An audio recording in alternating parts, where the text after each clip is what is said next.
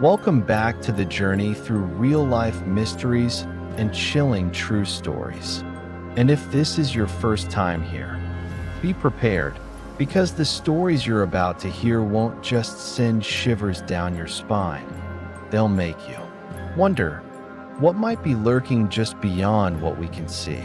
Don't forget to subscribe, turn on the notification bell, and share this channel with fellow seekers of the strange and unexplained. Are you ready? The journey begins now.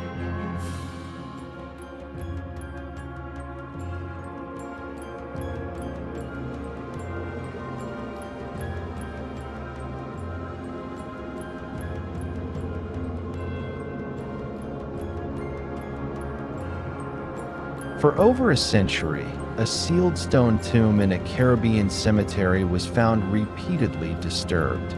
Massive lead coffins tossed like toys, despite no signs of entry. But what truly terrified people was the sound, a soft Latin lullaby echoing from beneath the ground. Was it the voice of the dead, or something much older and much angrier? This isn't a ghost story. It's a historical case, officially documented, still unexplained to this day.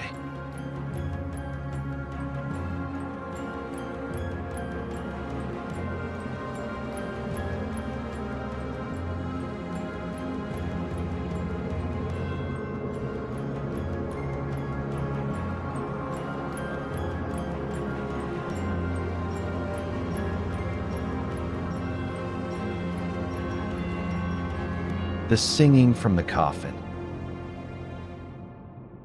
The moving coffins of the Chase Vault, Barbados, Caribbean, 1812 to 1940.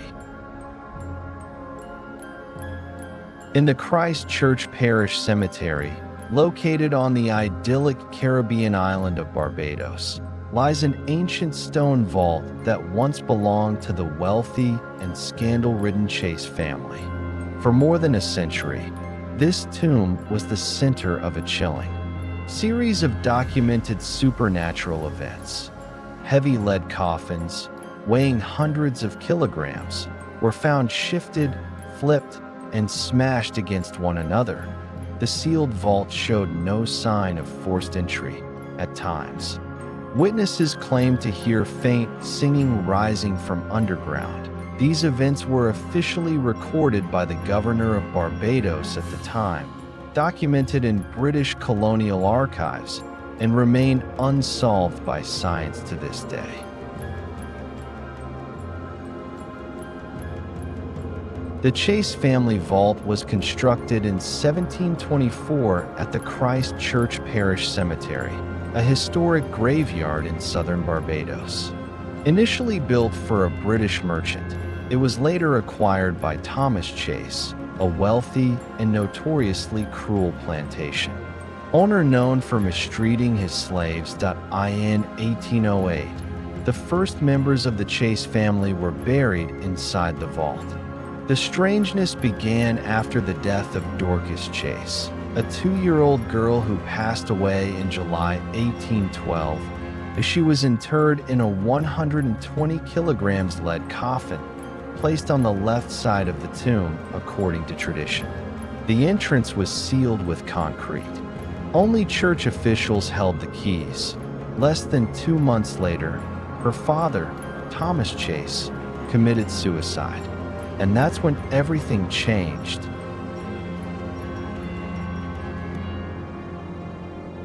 When the vault was opened to bury Thomas Chase, the mourners were shocked. Dorcas's coffin had been flipped over and pushed to the opposite side of the vault. There were no signs of intrusion.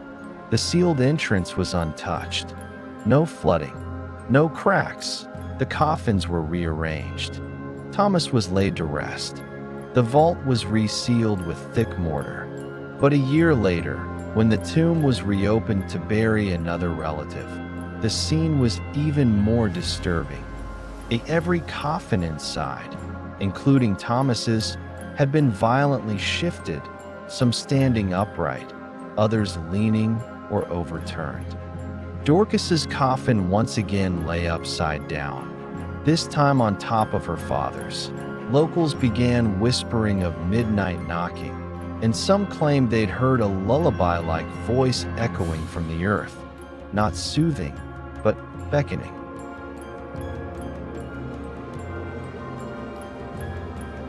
In 1819, after multiple reports, the Governor of Barbados, Lord Combermere, personally launched an investigation. He ordered the vault opened under the watch of 12 witnesses and armed guards. All the coffins were scattered chaotically as if some invisible force had tossed them like toys. Officials spread fine sand across the floor to catch any footprints, resealed the vault with official wax seals, and posted guards to monitor the cemetery nightly for 8 days. A month later, they returned. The seals were unbroken. The sand showed no footprints, human or animal. But inside, the coffins had been disturbed again, and no water. No rodents. No forced entry. Only lead coffins. Asterisk massive. Unmoved by human hands alone. Asterisk rearranged in impossible ways.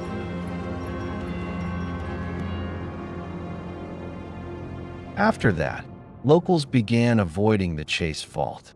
Not because of what they saw, but because of what they heard. On the night of April 4th, 1820, a grave watchman reported hearing a soft Latin lullaby rising from the tomb. There were no speakers, no one inside. Others heard high-pitched scraping, as if coffins were being dragged slowly across stone. On some nights, the earth trembled faintly around the vault, as if something inside was struggling to rise. Villagers whispered, "The Chases are not at rest. Something or someone is punishing them."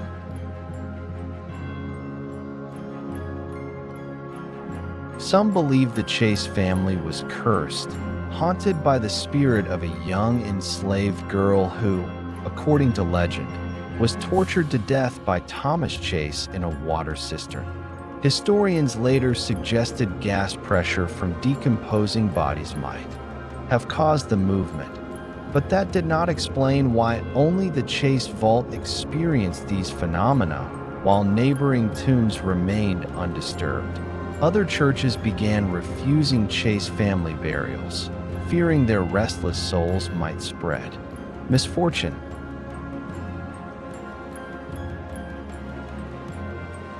By 1820, the remaining bodies were removed from the tomb, except for one unmarked coffin, left behind as a warding anchor. The vault was permanently sealed with earth and stone. No one was allowed to open it again, yet decades later, locals still claimed that on nights of the blood moon, they could see a dim blue light emanating from the vault's former entrance, and some swore they still heard a childlike voice singing in Latin.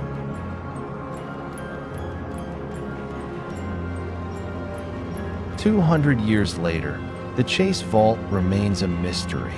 No scientific explanation has ever satisfied the witnesses. No confessions, no hoaxes, just silence. Is it a curse? Or the fury of the dead, unsettled and unacknowledged? And if one night you pass by an ancient graveyard and hear a song rising from beneath your feet, would you dare listen to the end?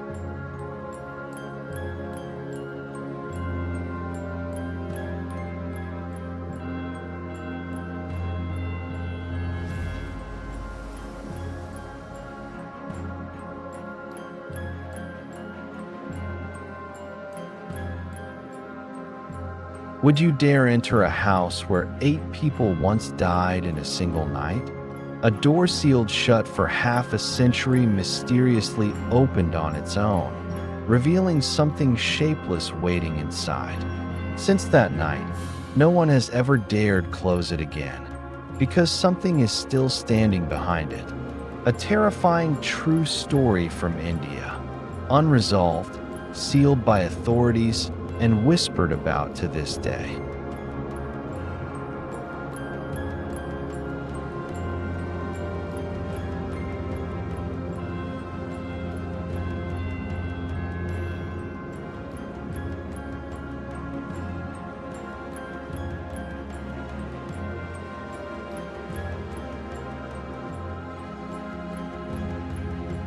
the door no one dares to open. In the Bangarh area on the southern outskirts of Delhi, India, a region often called the Cursed Land, stands a very peculiar house. House number 50 on the main road. Built during British colonial times, it was originally home to a high-ranking officer. After his sudden death, it was abandoned for nearly half a century. In 1999, when the government decided to renovate the building, a team of 7 workers and 1 police officer entered, and none of them came out alive. Since then, the house has been permanently sealed, and it remains one of the few officially prohibited locations in India. The deaths inside were officially documented by the regional police department, but what truly happened inside those walls remains unsolved.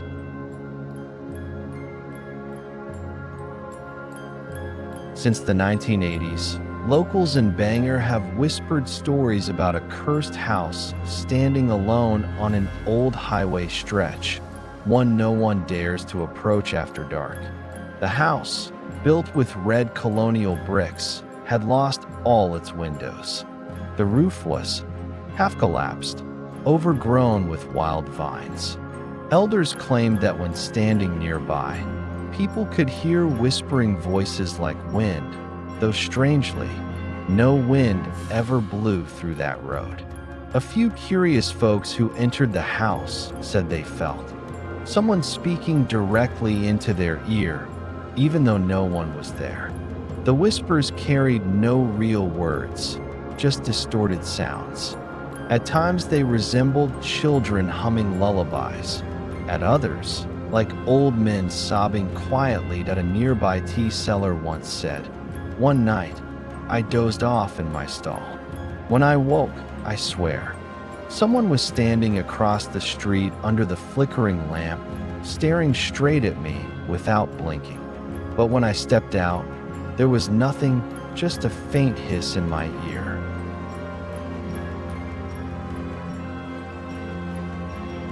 In October 1999, a construction firm was contracted to restore old colonial buildings for government use. House number 50 was the first on the list. A group of 7 laborers arrived with tools and camping gear.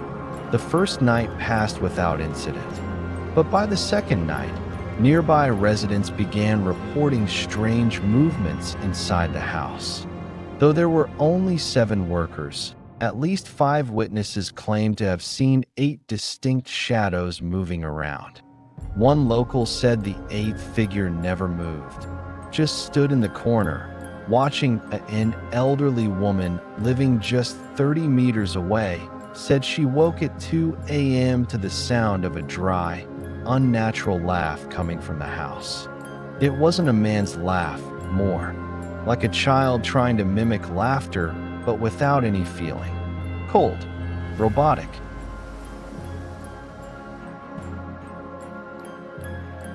At the back of the house was a large wooden door, sealed shut with cement since the 1950s. No one knew why it had been blocked off. But just 3 days into the renovation, one worker, Rajesh, noticed it had been broken open. They assumed time had weakened the seal. But that night, locals claimed the rear door remained wide open till dawn, even though by morning it appeared shut again. Rajesh later said, I saw it open, and from inside, I swear something shaped like a man, but not human, was watching us. It stood still, no face. A worker's son claimed he saw a hand reach out from the open door and pull in a blurry shadow. The boy later fell into a feverish delirium for 2 days, murmuring repeatedly in his sleep, Don't open the door. Don't open it again.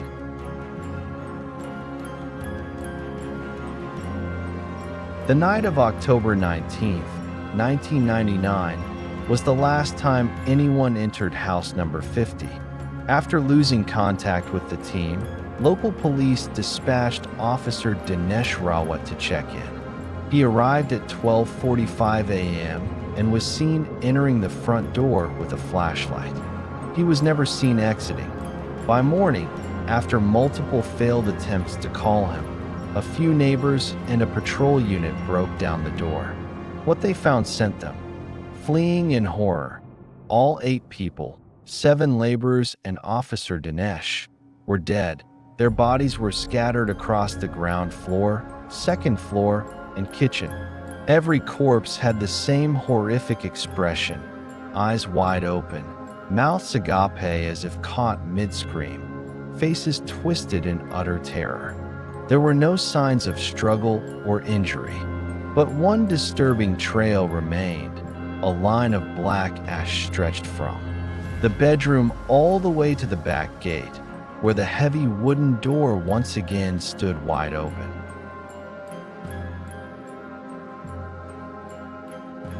The official forensic report listed the cause of death as simultaneous cardiac arrest due to neurological shock.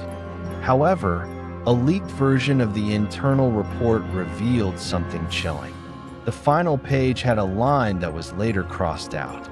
That line read, "The condition and expressions of the deceased suggest extreme physiological response upon exposure to an unidentified phenomenon with supernatural characteristics."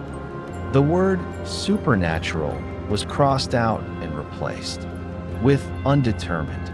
In an anonymous interview years later, a retired forensic analyst who worked on the case said, "I've never seen faces so distorted in death. It was like they had looked straight into hell."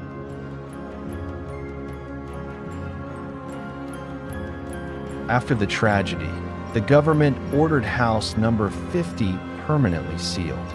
But when the technical crew arrived to assess and reinforce the structure, they discovered a phenomenon that defied science. On the floor of room 2 was a dark red mark, resembling a handprint, stuck so firmly it couldn't be removed by any known method. Even after applying industrial acids, grinders, and heat, the stain remained, and even grew darker every time it rained. One engineer recalled, "We used corrosive acids. It faded for a moment, but when we returned from lunch, it was back, clearer than before. For the first time in my career, I signed a report stating, unremovable by existing technology."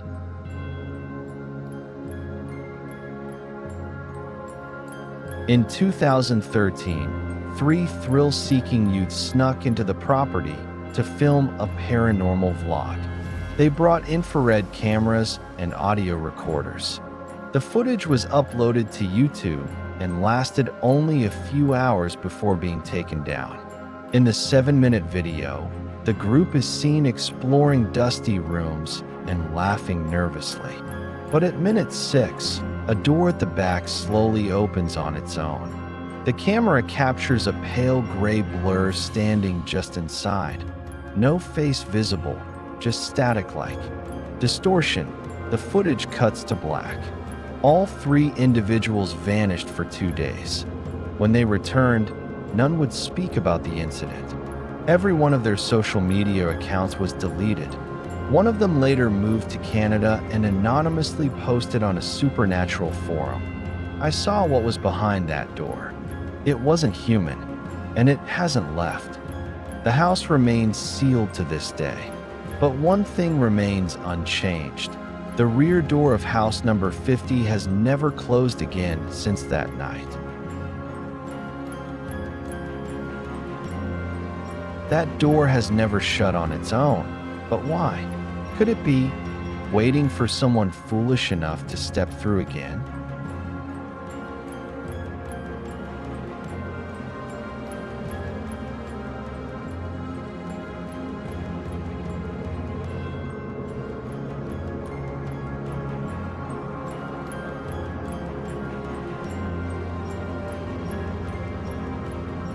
A young guard was assigned to watch over an ancient stone well, a routine night shift, or so it seemed. But at 3 a.m., He sent a chilling distress signal, repeating the same phrase over and over. "It has no eyes, but it sees me." When his unit found him, he was still breathing, but his mind was gone. And the most terrifying part? Something from the bottom of the well had looked back.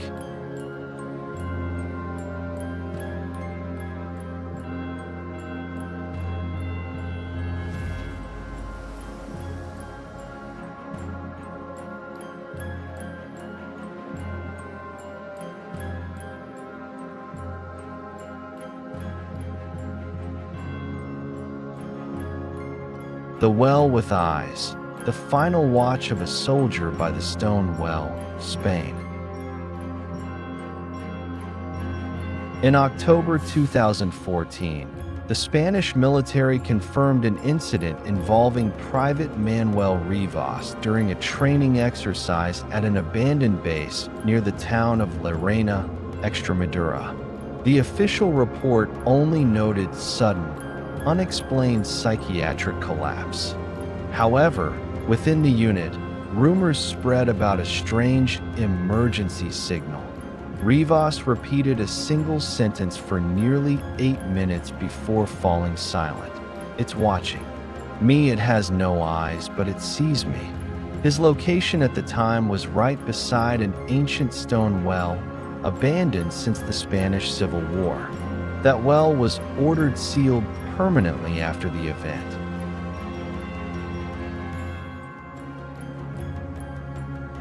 Las Navas de Riofrio training base had been a hotspot during the Civil War, but by 1986 it was downgraded to a support facility, used only for reserve drills and coordination exercises. Guard Post 12 was a small tin shack built over broken rock, next to an 18-meter deep ancient well. It had no visible well wall, just a jagged hole in the earth. No one knew when it was built. It never dried up and always emitted a chill, even in midsummer. Manuel Rivas, a newly enlisted private, was assigned to the third watch, 2 to 4 a.m., normally a quiet shift. But after Rivas arrived, fellow guards noted his unusual behavior. He often stood still for long stretches, eyes locked on the well. Once, they even caught him whispering as if conversing with the pit.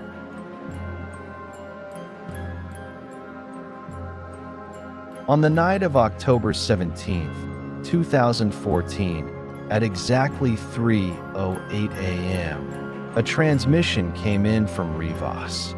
Instead of a standard report or emergency call, he murmured the same phrase repeatedly, trance-like. "It's watching me. It's watching me. It has no eyes, but it sees me. It sees inside me." The signal lasted 7 minutes and 52 seconds, then cut off. When the team arrived, Rivas was kneeling beside the well, eyes wide open, irises rolled back, his body twitching as if seizing. Strangely, his vitals were normal, pulse, heart rate, reflexes, all intact, but his consciousness had seemingly vanished.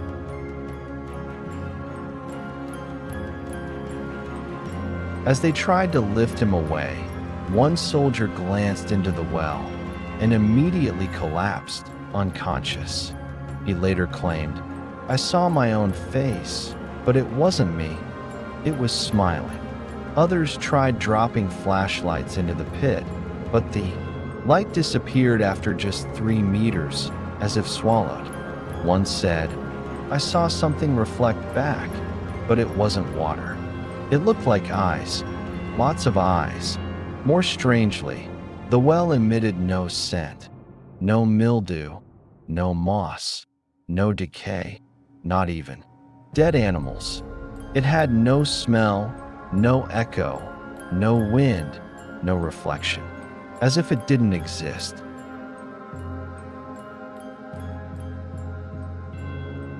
In the days following, for soldiers who had approached the scene reported the same recurring nightmare. Standing before the well, something crawled out.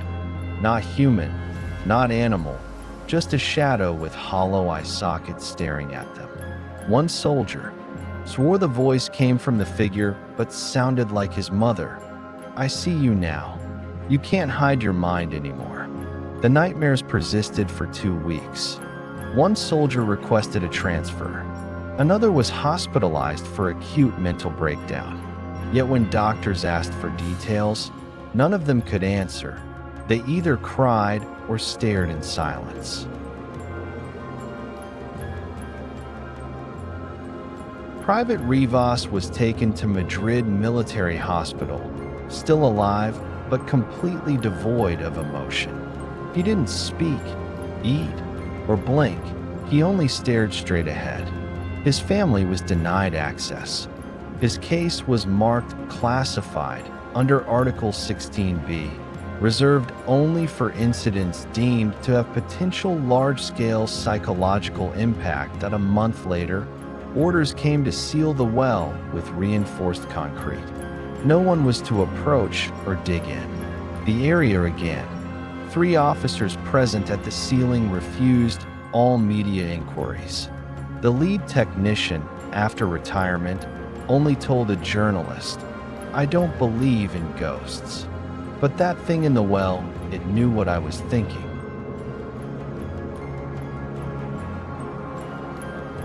In 2016, a civilian research group focused on paranormal events anonymously posted on Reddit.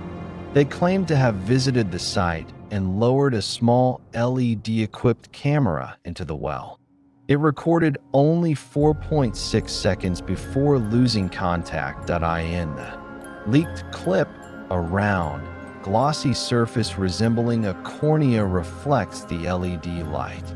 Then, a rapid movement, like an eyelid closing. The account vanished within hours.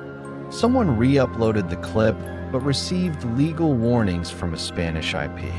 The video has since disappeared.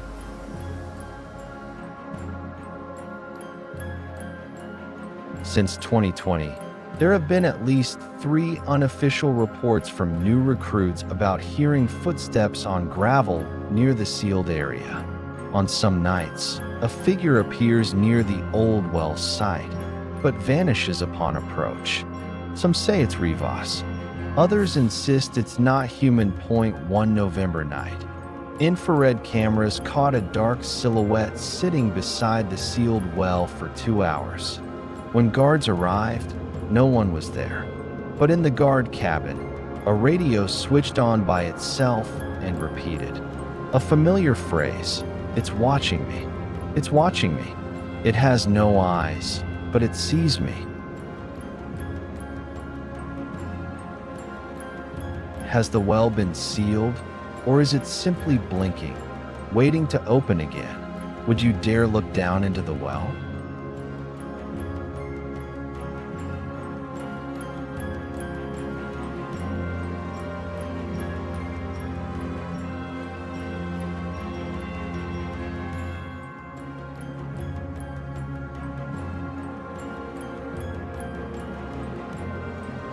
In April 2003, during the SARS outbreak, a night shift nurse at a field hospital received an internal call from bed 17, a bed that had been empty since the patient died days earlier.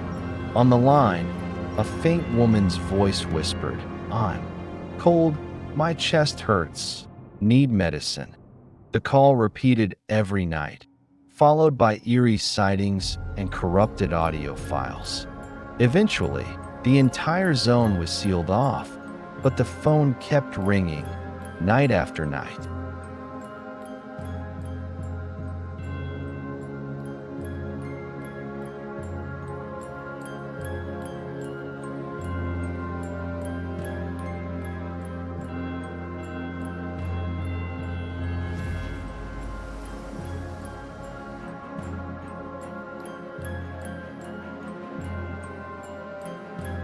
The hospital in the red zone.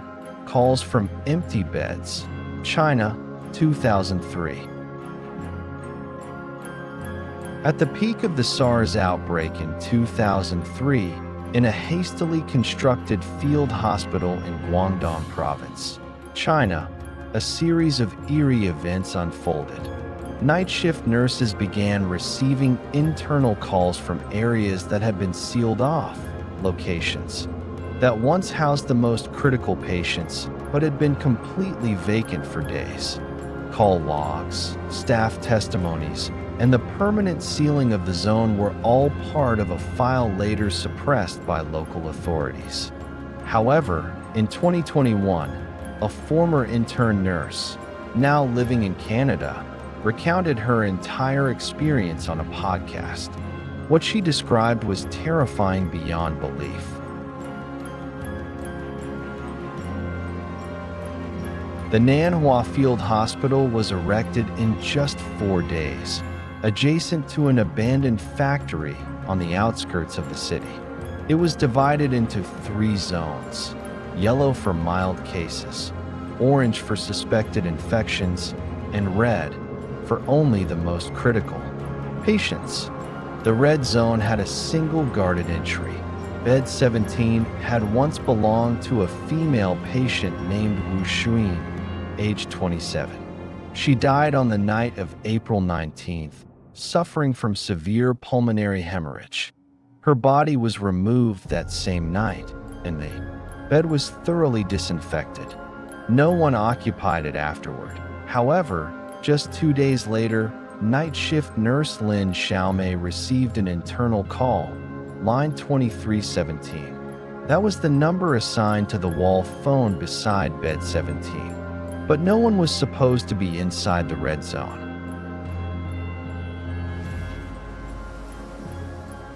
Xiaomei hesitated to answer at first, but the phone kept ringing. She pressed the record button and picked up. On the other end was a faint, whispering female voice. "I'm cold. My chest hurts. Need medicine. Is anyone there?" Xiaomei asked for identification. The voice replied, "Xuyin, bed 17," and the call cut off. She reported it to the supervising doctor, but was told not to mention it further, just log it and forget. But from that night on, line 2317 rang at exactly 2:13 a.m. every night. Always the same female voice, always the same plea for help.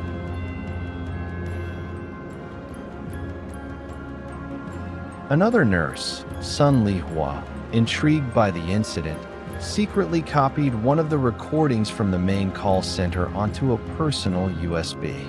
She took it home to listen, but the next morning, her computer's hard drive was completely corrupted. She took the USB to the hospital tech department. After examining it, the technician said, "There's no file, just an empty folder named Wakanjanyi, which means I see you." 3 days later, Lihua resigned without explanation. Xiaomei visited her and only received this cryptic warning: if someone dies in bed 17, don't let them call.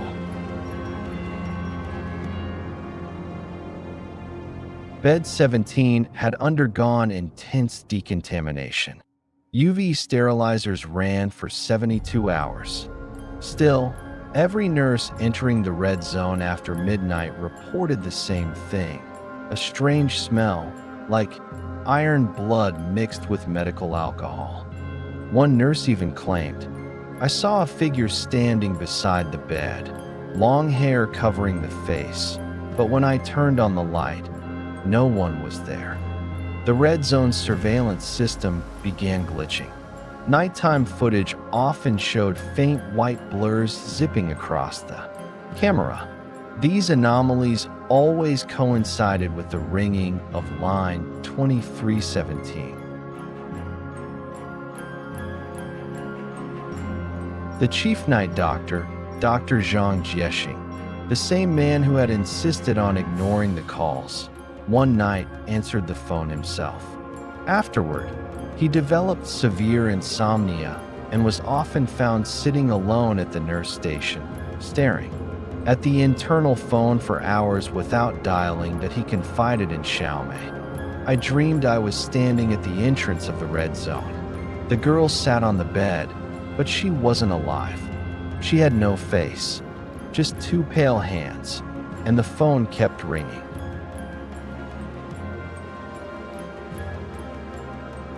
At the end of April 2003, a special inspection team from China's Ministry of Health visited Nanhua Hospital. After 3 days, they sealed off the entire red zone, destroyed all its equipment, and forbade any further access. The official explanation: failure to meet sterilization standards.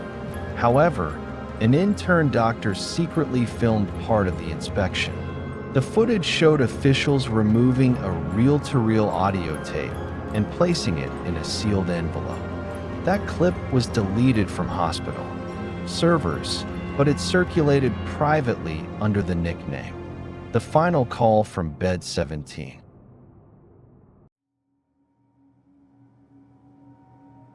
In 2021, a senior nurse anonymously appeared on a medical podcast in Canada, recounting her experience working night shifts during the SARS crisis in China. When asked if she had worked at Nanhua, she replied, "I'm not allowed to say, but I still remember the sound of the phone. Every night, Bed 17 never went silent."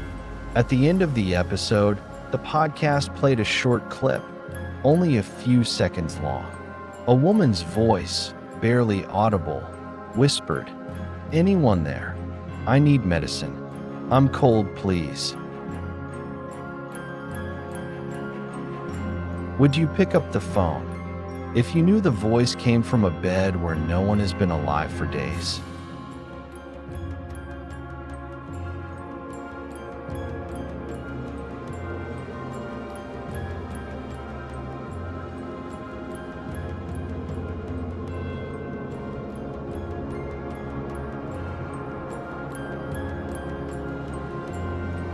A man boarded the final night train in Japan's misty Kyushu Mountains.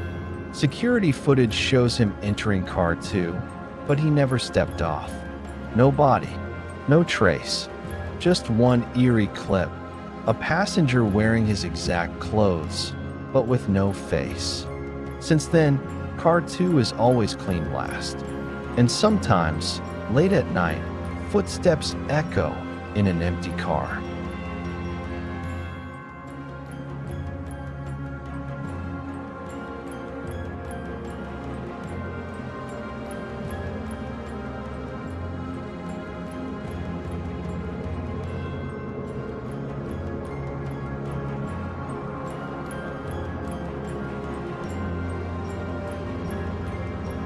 The Last Train in the Mist, the disappearance in Kyushu, Japan.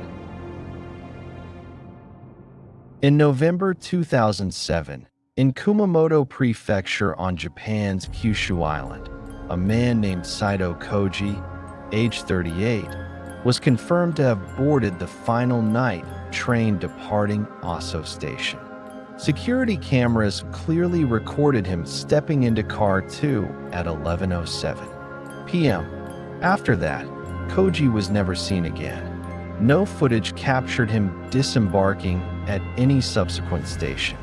A second recording inside the car showed a person dressed identically to Koji, but whose face was entirely obscured. Police and the JR Kyushu Railway Company found no explanation for the disappearance.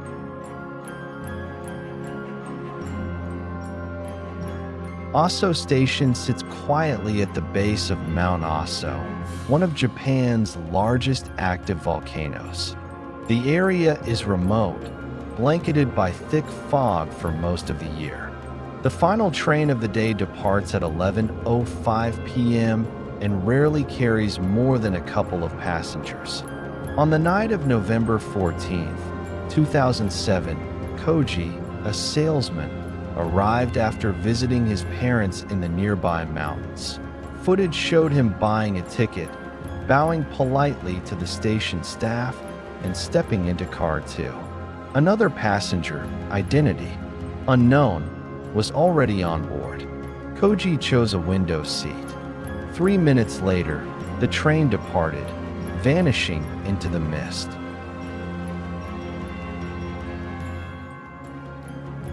The next station, Tatino, was only 11 minutes away.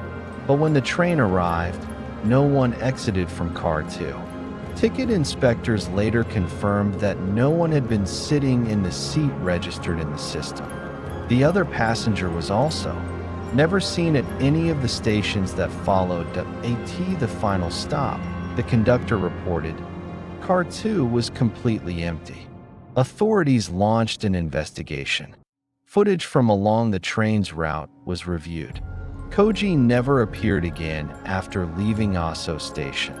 More disturbingly, footage from inside car 2 showed a figure sitting in Koji's seat for the entire ride, but the camera couldn't capture the person's face. It was blurred or distorted, as if intentionally obscured.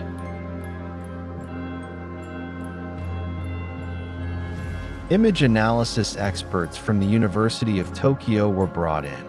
After 2 weeks, they concluded the lighting, angle, and camera quality are all normal. There's no technical reason for this distortion, unless the subject had no face. To begin with, one theory emerged. It wasn't a camera error.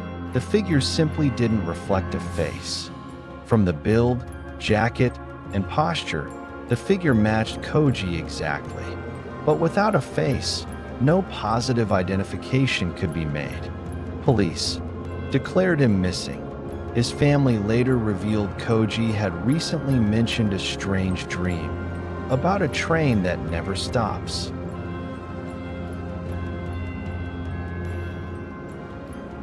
An anonymous train conductor later confessed to seeing something unusual years earlier, near the woods by Aso Station. He recalled, "I saw a man standing on the tracks, staring directly at the car. But when I stopped and checked, no one was there." He added, "That night, the fog felt like it was watching me." A maintenance worker reported a separate incident. The lights in car 2 once turned on by themselves at 3 a.m., even though no train was running. When he entered to inspect, he heard slow, dragging footsteps, but the car was completely empty.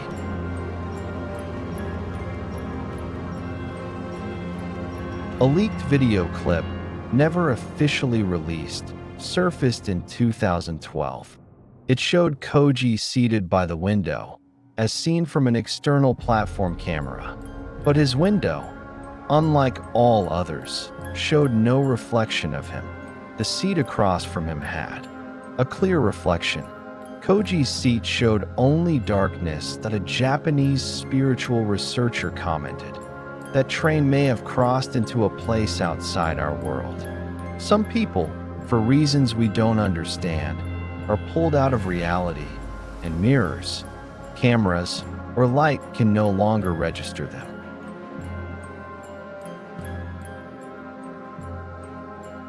Following the disappearance, Car 2 underwent a full forensic inspection.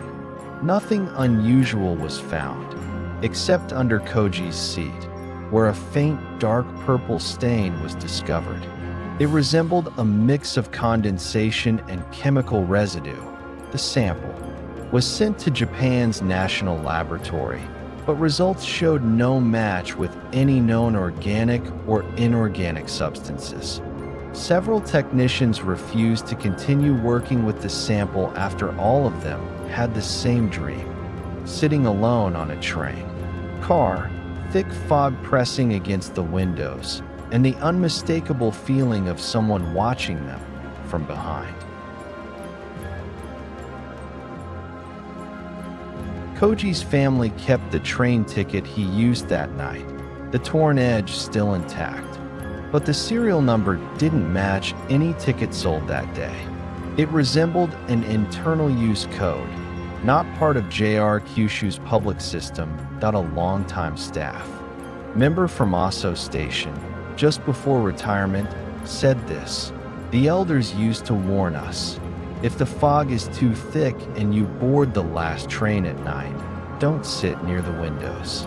And if you see someone without a face, don't speak to them, because if they turn around, the next face to disappear will be yours." Would you dare board the last train if you knew you might never step off again?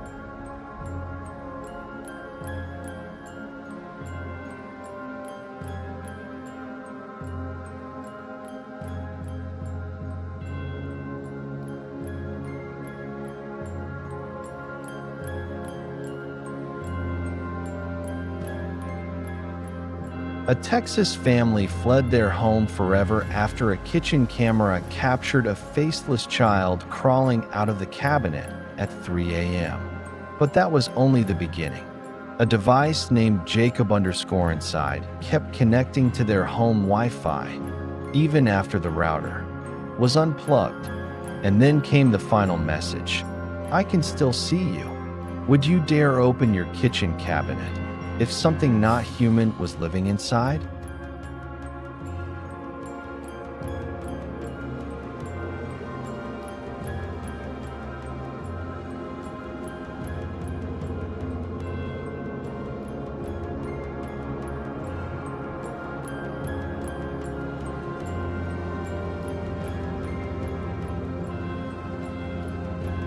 The boy in the kitchen cabinet.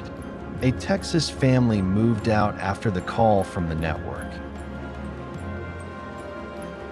In June 2016, the Ramirez family in suburban Austin, Texas, reported strange knocking sounds coming from inside their kitchen cabinet. After several weeks, they installed a small camera and captured footage of a pale, emaciated childlike figure crawling out of the cabinet at 3 a.m. Police found no signs of forced entry or structural tampering. But in the days that followed, the family's Wi-Fi router recorded unknown device connections, with the device name Jacob_inside. The family vacated the home permanently soon after.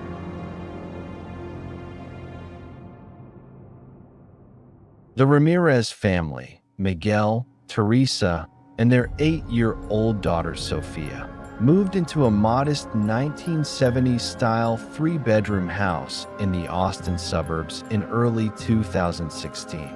The kitchen was situated between the living room and the backyard. Everything was peaceful until early June at 3:17 a.m. Miguel was awakened by faint knocking sounds, tap, tap, coming from the cabinet under the sink. He checked, but found nothing. The following night, the knocking returned, longer this time, rhythmic, as if deliberately calling for attention.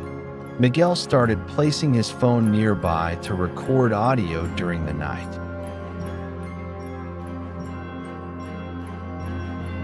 After capturing clear knocking sounds, Teresa suggested installing a mini camera in the kitchen.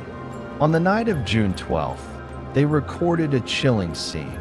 At 3:06 a.m., the cabinet door slowly creaked open, and a small figure, resembling a child around 6 or 7, crawled out.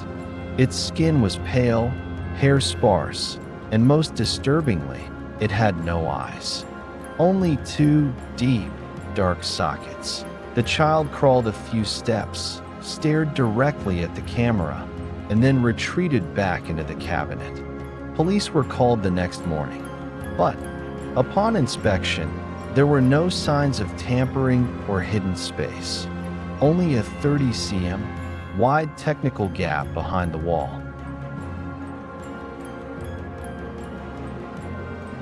2 days later, Miguel checked the home's Wi-Fi router and found a device had connected at exactly 3:08 a.m., the same time as the footage.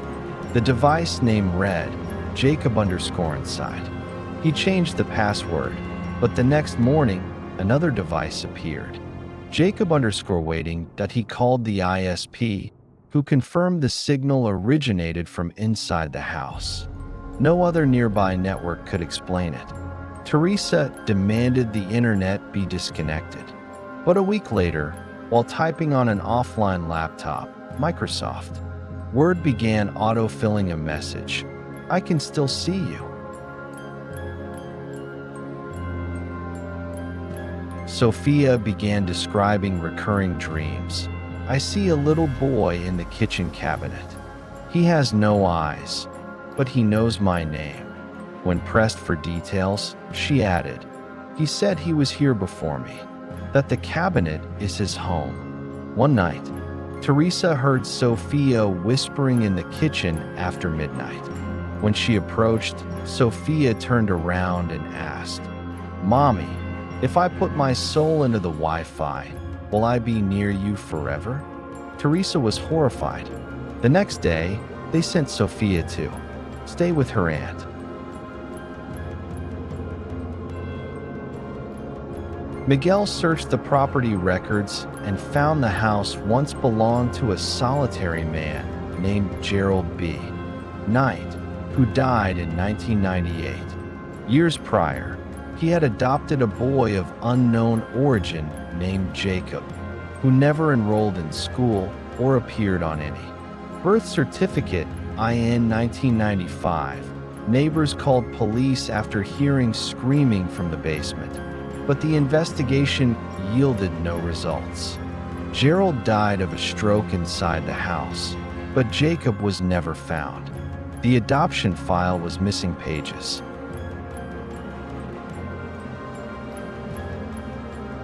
A computer technician named Alvin, a friend of Miguel's, was invited to investigate the network. Using signal analysis tools, he detected a strange anomaly: regular ping signals sent nightly from the router to an unidentifiable device. Following the signal led to one spot, the kitchen wall, exactly behind the cabinet where Jacob had appeared. Alvin later received an email with no body content, only the subject line, "Stay inside. I can hear you typing." On June 28th, the camera recorded its final footage. Jacob crawled out of the cabinet, closer to the camera than ever before. His eye sockets, empty as always, now glowed faintly red. The feed glitched. The house lights flickered. Sophia screamed. From her bedroom, the Ramirez family moved out that night. The house was listed at a bargain price, but neighbors claim they still see the kitchen light turn on at 3 a.m., even though no one lives there. And the home's Wi-Fi continues to broadcast. With a single connected device, Jacob_alive. Would you dare open your kitchen cabinet if the knocking came from something not of this world?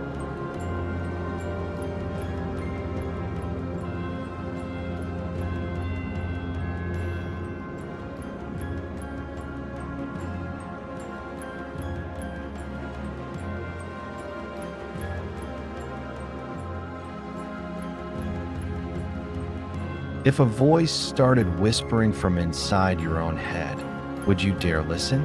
This chilling true story follows a young woman who rents a cheap room, only to be haunted each night by whispers beside her ear. Driven to madness, she tears down the wall, revealing a sealed chamber, untouched for decades, and a painting of her own face. A mystery that remains unsolved for nearly 50 years.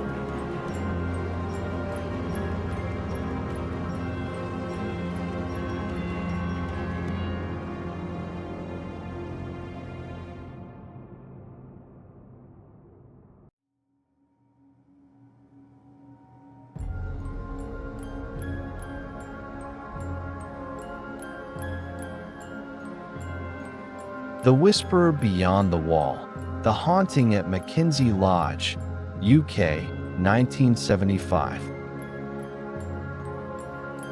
In October 1975, The Scotsman and Edinburgh Evening News reported on a young woman named Amelia Kay, an art student in Edinburgh, who was found in a panicked state at the Mackenzie Lodge on Leith Walk.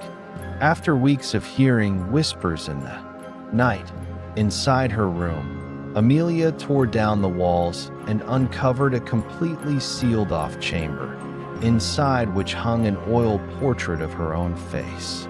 The room had reportedly been sealed since the 1940s. The event has never been conclusively explained.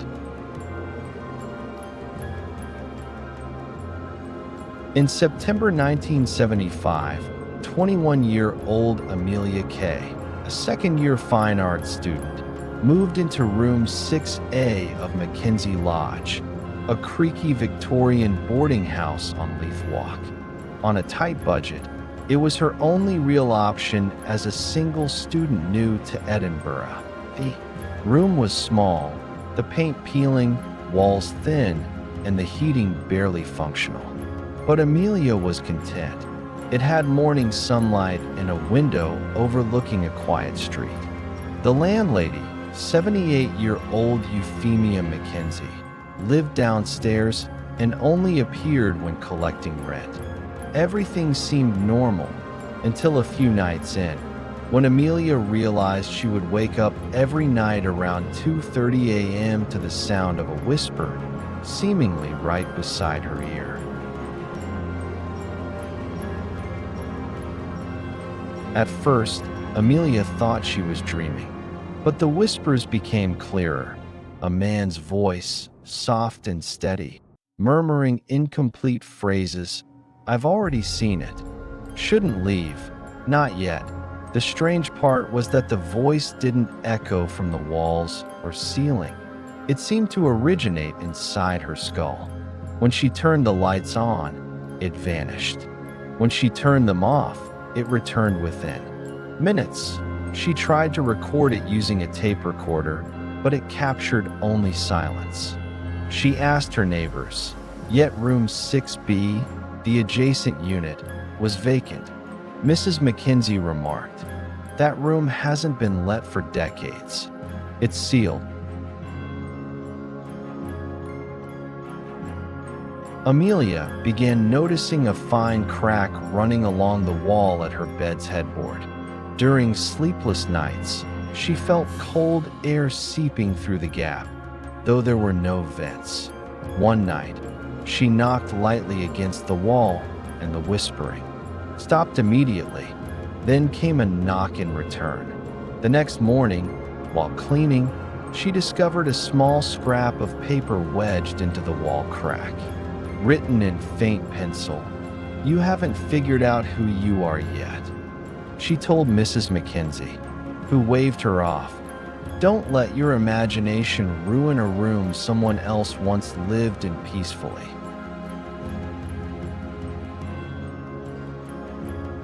One night in late September, Amelia woke with the eerie feeling of being watched from the wall.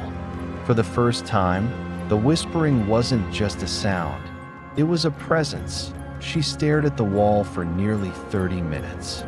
And then she saw it. An eye, real, wet, and watching, peering through the crack in the paneling. Amelia screamed and fled downstairs. Police were called but found nothing. Only confirmed that the wall behind her room had no hallway, just old bricks sealed decades ago.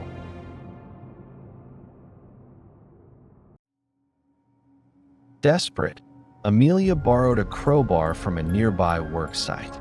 On the night of October 10th, 1975, she began tearing away the rotted paneling herself. After nearly 2 hours, she exposed a small door, handleless, covered in white lime.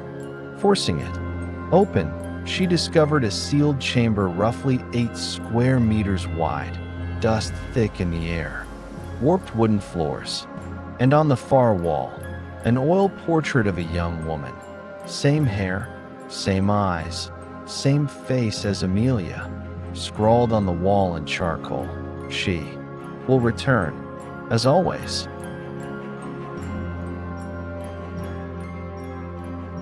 Police made a formal report. Mrs. Mackenzie refused to comment. But an elderly neighbor named Douglas recalled that room 6B once belonged to a fine arts student named Elise Morvan, who vanished in 1942. That Elise had once lived in 6A before moving next door. She became paranoid, claiming she was being watched through mirrors and walls. Mrs. Mackenzie, then in her 20s, had once been Elise's classmate. Elise disappeared one night without a trace. Photos of Elise revealed she looked exactly like Amelia, a disturbing coincidence.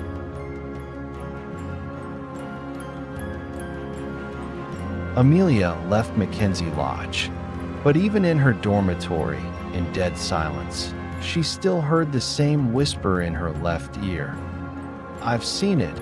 It's not over this time. It works." She was admitted to a psychiatric facility months later.